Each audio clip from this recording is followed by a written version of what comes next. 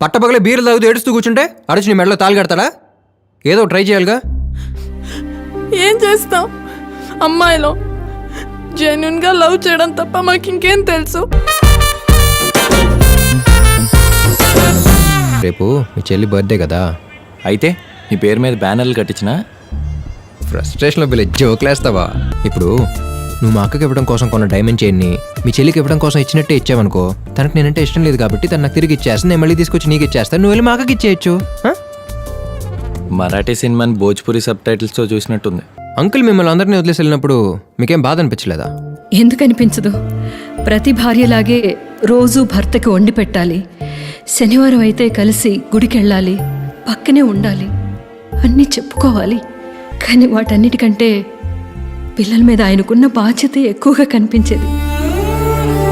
మనం పెరిగే కొద్దీ మన చుట్టూ ఉన్న మనుషులు మారచ్చు, పరిస్థితులు మారచ్చు, ప్రపంచం మారచ్చు, కానీ ఒక్కటి మాత్రం ఎప్పటికీ మారచ్చేయరు.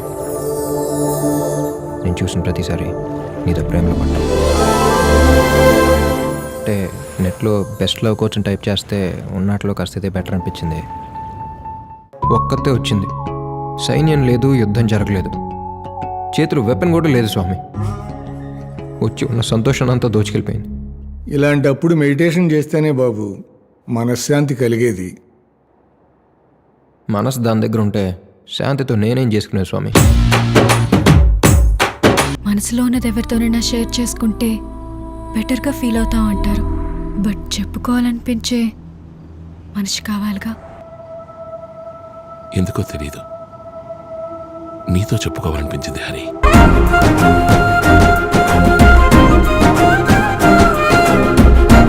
ఈ మధ్య సిటీల్లో పెళ్లి కొంచెం అటు ఇటుగా చేసిన సంగీత్ మాత్రం ఎరగదీస్తున్నా.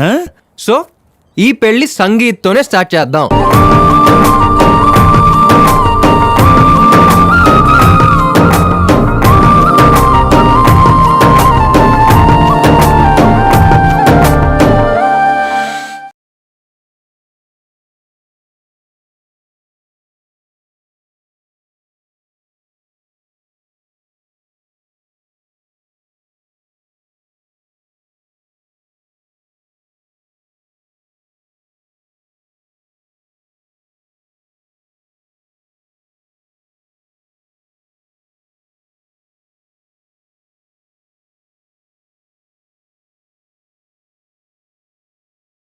మనసేం బాగాలేదురా. 2 minutes.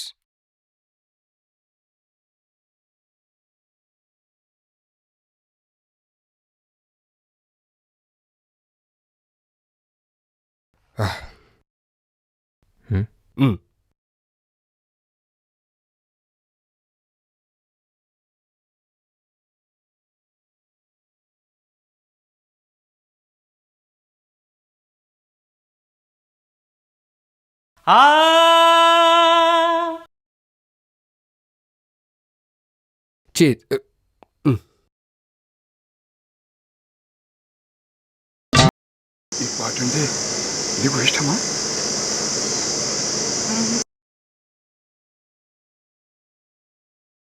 ప్రాణం.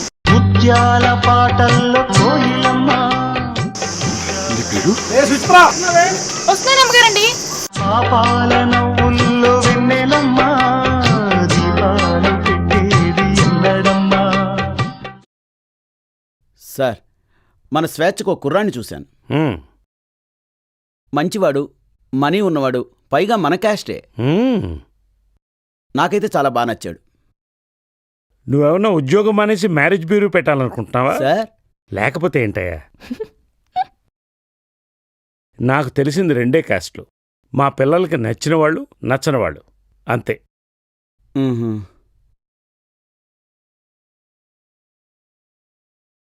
మనం టీవీ చూస్తున్నప్పుడు పిల్లలొచ్చి పక్కన కూర్చుంటే వాళ్ళకి నచ్చింది చూసుకోమని రిమోట్ చేతికిస్తాం. అలాంటిది చేసుకోపోయేవాళ్ళు వాళ్ళకి నచ్చకపోతే ఎలాగయ్యా? మా నాన్న కూడా ఇలా ఆలోచించుంటే ఎంత బాగుండేదో.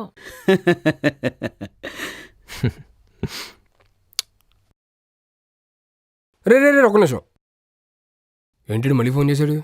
హలో రేయ్, తను మళ్ళీ కనిపించిందిరా. తానా? ఎవరు? నీకెందుకు? రే మరి నాకెందుకు ఫోన్ చేశారా? అదేరా, ఆ రోజు నైట్ అమ్మాయి బైకు. ఓ ఓకే ఓకే ఓకే ఓకే.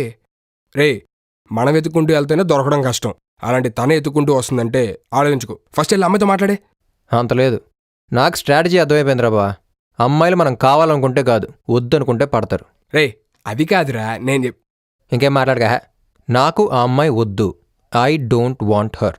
రే రే రే రే ఈడు మారడు. రే నువ్వెయ్. అంతేగా.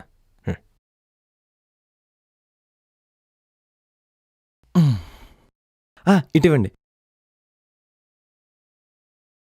గెడ్డం బాగుందిగా మీకు, ఎందుకు తీశారు?